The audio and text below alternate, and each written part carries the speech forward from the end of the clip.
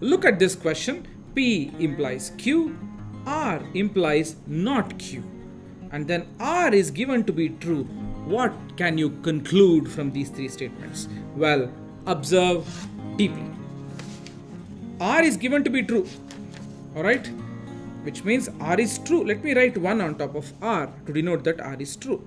Once R is true, R is implying something, that something has to be true if the implication is true. See?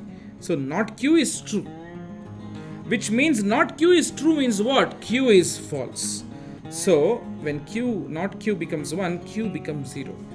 If Q is 0 and P is implying Q, P cannot be 1 because 1 cannot imply 0. So P has to be 0. So I can say therefore P is false. Or in other words, not P is true. I am sure you are trying to get a hang of these problems. If you are not, still do not worry. We are going to solve more problems. You will soon get the hang of it. A trick in understanding some of the mathematical questions is to see the exercise problem repeatedly. Okay? Is to see the same problem again and again. Do not be in this temptation to solve more problems without understanding the first problem. The idea is to understand the first problem properly and repeatedly observe it, solve it again and again, see the internals of it, and then go ahead to the next problem and solve more problems. It is given that P and Q is true, and P implies R and Q is true. R implies S or T is true, and S is known to be not true. In other words, S not S is true. What can you conclude? Let's see. So P and Q is a nice way to say that P is true and Q is true. Okay. Given that P is true, let me write 1 on top of P. P is true. P is implying something. This something has to be true when P is true. This entire thing is true. When the entire thing is true and the entire thing is AND of several variables, then individually these variables must be true, isn't it? Only if this is 1 and this is 1 can the AND of two things be 1. So R is true, Q is true. So let me write that down. R is 1 and then Q is not Q. Q of course was true here, you see. P and Q both were true. Now R is true. R is implying something, which means this something should be true. So which means S is true or T is true.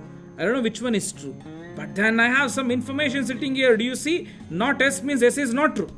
So put S equals 0, which makes this, which forces that T must be true. Why? S or T is true. S is false and hence T must be true. Therefore, T is how we write the answer. Right? I say that P is true. I also say that P is implying Q is true. I also say that P implies Q implies R is true. Here is a typical example of where thinking English-wise, language-wise, can become complicated. You have a nested implication here.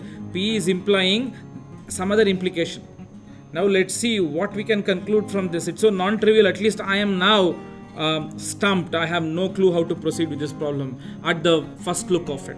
Let me go slowly. P is given to be true. Let me write 1 on top of P.